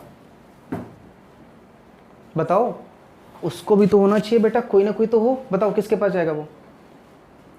चलो बताओ, हमारे कंट्री का राजा कौन? प्रेसिडेंट। किसके पास जाएगा वो? प्रेसिडेंट के पास जाएगा। ठीक है, अब मुझे बताओ, प्रेसिडेंट के अंदर में तो सेंट्रल और स्टेट दोनों काम कर रहे होते हैं। ठीक है, अब अगर मान लो छोटा बेटा किसके पास चला गया? पापा के पास। ठीक है, पापा ने किसका सपोर्ट कर दिया, तो अब किसकी चलेगी? स्टेट की, क्योंकि किससे परमिशन लेके आ गया? प्रेसिडेंट से। पहले किसकी चली? अभी किसकी चली? अब बताओ किसका ईगो हर्ट होगा? अब पता है सेंट्रल क्या बोल रहा है? भाई छोटा किधर गया था तू? प्रेसिडेंट के पास। कंप्लेन किया ना? सुन, अब प्रोवाइजर क्या बोलता है, सेंट्रल क्या बोलता है, भाई तू प्रेसिडेंट के पास जाके क्या लेके आया? परमिशन ना। अब सुन मैं क्या बोल रहा हूं, तू परमिशन लेके भी आ जा, लेकिन आज भी मेरे पास इतनी पावर है कि तेरे बनाए गए लॉ को मैं रिपील कर दूंगा। रिपील मतलब कैंसिल, आएगा ही नहीं। करेक्ट है? तेरे लाए गए परमिशन में अमेंड कर दूंगा। अमेंड मतलब कुछ ना कुछ ऐड कर दूंगा, तेरा भी रहेगा मेरा भी रहेगा, और इतनी पावर है चेंज ही कर दूंगा मैं, वेरी कर दूंगा। अल्टीमेटली किसकी सुनी? बताओ, ये लिस्ट बना के कोई फायदा है? कोई फायदा नहीं है, टाइम पास। समझ में आ रहा है नहीं आ रहा? पक्का?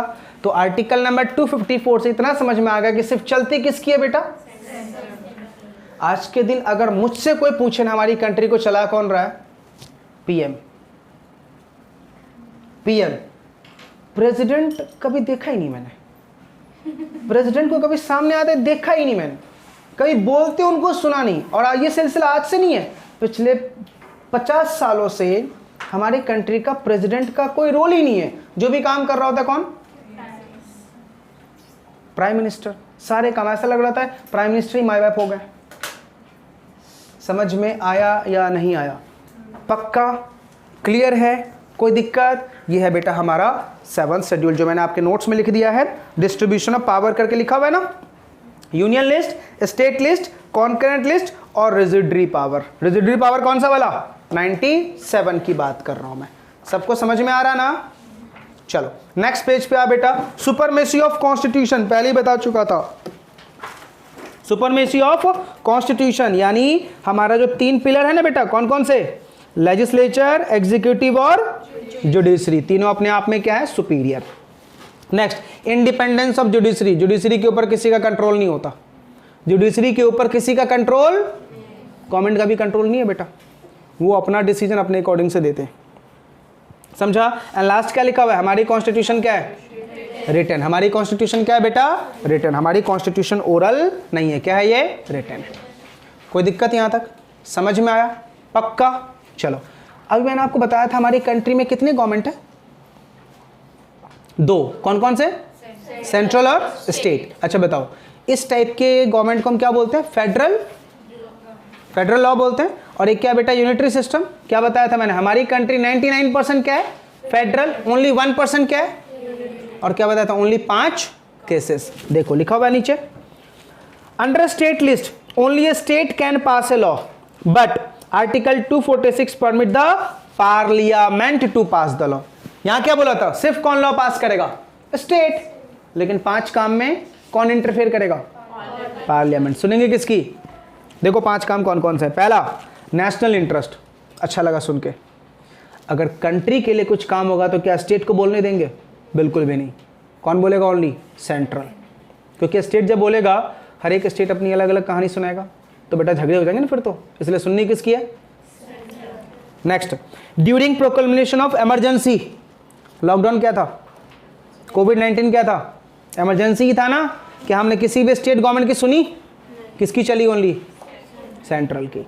Next, on the request of 2 और मोर स्टेट। कभी कभी क्या होता है? 2 स्टेट आपस में लड़ जाते हैं, दो स्टेट आपस में क्या होता है बेटा, लड़ जाते हैं। दो स्टेट के अंदर में कोई प्रॉब्लम है तो उसको सॉल्व करने के लिए कौन आएगा सामने, सेंट्रल।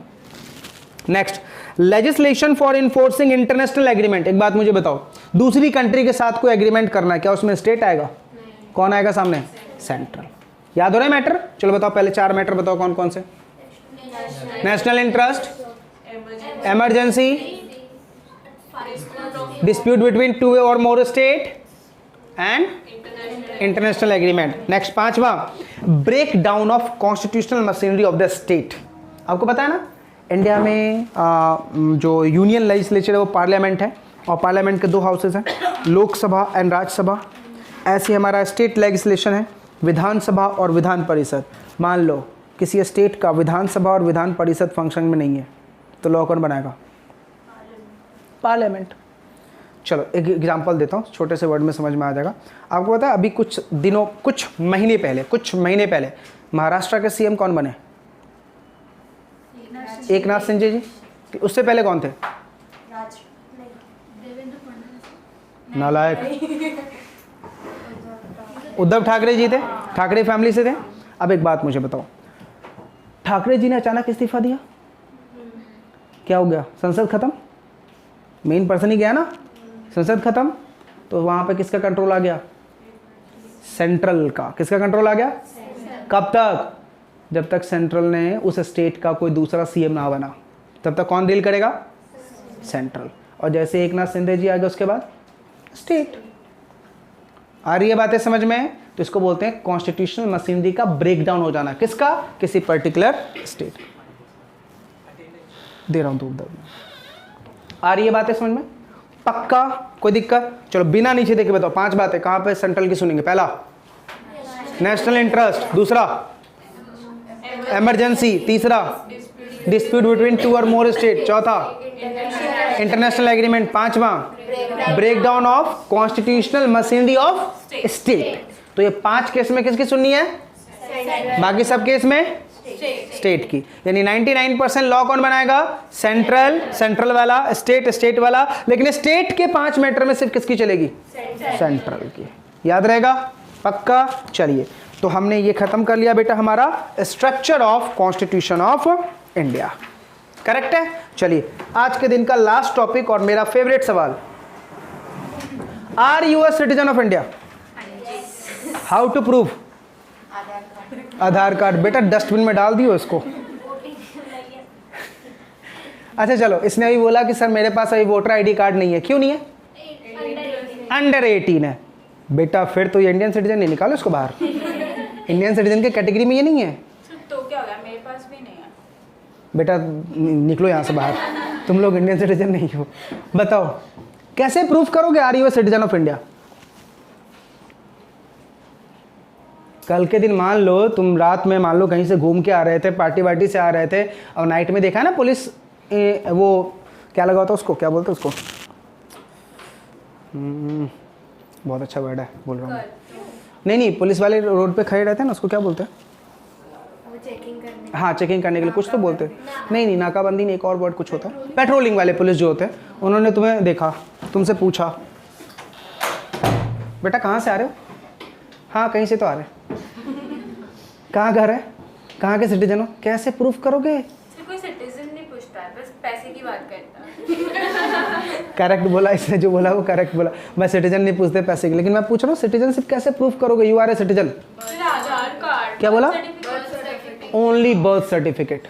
किसके? आधार कार्ड पे भी तो पता चल जाएगा ना। कुछ भी नहीं बेटा, आधार कार्ड 50 रुपये में छुट्टों के भाव में कितना बनाओगे? तुम्हारे नाम का 10 बना दूंगा। सर बर्थ सर्टिफिकेट भी बन जाता है। हाँ बस 5 मिनट, ठीक है। इंडिया में सिटीजनशिप प्रूफ करने का बस एक ही तरीका है, you must have a birth certificate. कितने बच्चों के पास है? सबके पास है? देखो इसके पास नहीं है। चलो मेट्रो सिटी में हो इसलिए, गांव में जाके पूछो। अच्छा मेट्रो सिटी में तुम्हारे पास बर्थ सर्टिफिकेट क्यों है? क्योंकि तुम्हारी बॉर्निंग हॉस्पिटल में हुई है। घर पे होती ना तो नहीं। और गांव में बॉर्निंग किधर होती है? घर पे। तो बेटा जनरली वहां पे लोगों के पास क्या नहीं होता? बर्थ सर्टिफिकेट नहीं होता। और अगर मान लो गलती से बनवा लिया, गलती से बनवा लिया, बिहार में, असम में बनवा लिया, बस 1 साल के लिए तुम सिटीजन हो, क्योंकि 1 साल के एंड में बारिश आएगी, बाढ़ आएगा, तुम्हारा घर भी जाएगा और तुम्हारा सिटीजनशिप भी जाएगा। ठीक है, और उसके बाद फिर से आना, फिर से तुम्हें प्रूफ करना पड़ेगा yes yes I am a citizen of India. और प्रूफ करने के लिए कुछ नहीं है, बस एक चीज़ लेके आना, बहुत फेमस है, उनकी ही चलती है बेटा, बस वो तुम्हारे पास ज़्यादा होना चाहिए, गांधी जी। किसी के पीछे मत भागो, बस एक चीज़ के पीछे भागो, वो क्या है? जितना गांधी जी, पूरा कंट्री तुम्हारे कदमों में। इकट्ठा करो बस किसको। एक मूवी देखी थी, कौन सी मूवी थी, पीके, उसने वो देखा था ना, उस मूवी में एक सीन दिखाया था कि लोग गांधी जी की बहुत वैल्यू करो, उसने गांधी जी का फोटो इकट्ठा करना शुरू कर दिया, सारे बस से, इधर से, पेपर से, वो बुक के कवर पे से सब उठाता था। फिर बाद में उसको पता चला रहा नहीं, सारे गांधी जी की वैल्यू नहीं है, बस एक ही जगह की वैल्यू है। ठीक है, तो गांधी जी के पीछे भागो, लेकिन कौन सी वाली? बस वो नोट के ऊपर जो गांधी जी है उसके पीछे भागो, वो है पूरी कंट्री तुम्हारी है बेटा, हर एक जगह पे पैसा लगता ही लगता है। क्लियर? चलिए, तो सिटीजनशिप में ध्यान से सुनो, देखो बेटा, पेज नंबर 24 पे आ जाओ, वहां पे लिखा हुआ है आर्टिकल 5 to 8 करके। पहला पॉइंट देखो क्या लिखा हुआ है, who was born in India, either of whose parents were born in India, या तो वो खुद बॉर्न हुआ हो या तो उसके पेरेंट में से कोई भी। And last, who has been ordinary resident in India not less than 5 years immediately preceding 26 January 1950, मतलब 26 जन 1940 से पिछले 5 सालों में अगर तुम इंडिया में थे तो तुम्हें इंडियन सिटीजनशिप मिल सकता है। बस यही 3 तरीका है बेटा इंडियन सिटीजनशिप लेने का, और कोई नहीं। तो उसके नीचे जो भी लिखा है बेटा सब कट कर दे, सेकंड पॉइंट पूरा कट कर दो, बस पहला पॉइंट अपन को पढ़ना है। नेक्स्ट पेज पूरा कट कर दो, 25 नंबर का पेज पूरा कट कर दो, वो आज के दिन नहीं है। 26 भी पूरा कट करो, 27 पेज भी पूरा कट करो। कितना अच्छा लग रहा है ना सुन के। 28 पेज बेटा सेक्शन आर्टिकल 12 से पहले पहले कट कर दो। ठीक है, अब ध्यान से एक बात बता रहा हूं, आपसे किसी ने पूछा सिटीजनशिप कॉन्स्टिट्यूशन ऑफ इंडिया के कौन से आर्टिकल में, एमसीक्यू में आएगा, तो सीधा बोलना 5 to 9। क्या बोलोगे? 5 to 9, आर्टिकल नंबर 5 to 9 तक क्या है बेटा? सिटीजनशिप ही डिफाइंड। हाँ, मतलब 9 जो है वो टर्मिनेशन की बात करता है, वो सिटीजनशिप की बात नहीं करता। 5 to 8 सिटीजनशिप की बात करता है और 9 टर्मिनेशन की बात करता है। तो अगर आप 9 भी बोलोगे तो कुछ गलत नहीं है, वैसे एग्जैक्ट 5 to 8 है। और ऑप्शन में 5 to 8 और 5 to 9 रहेगा तो 5 to 8 पे टिक लगाने का। करेक्ट है, इसने सही सवाल पूछा। सर एग्जामिनर का कोई भरोसा नहीं ना, आपको पता है एग्जामिनर आपके दिल के साथ बहुत खेलता है, बहुत ज़्यादा। क्यों? क्योंकि उसके दिल के साथ भी किसी ने खेला था, इसलिए वो आपके दिल के साथ खेलता है। चलो आज के लिए बेटा इतना ही, इसके आगे अपन अगली क्लास में करेंगे।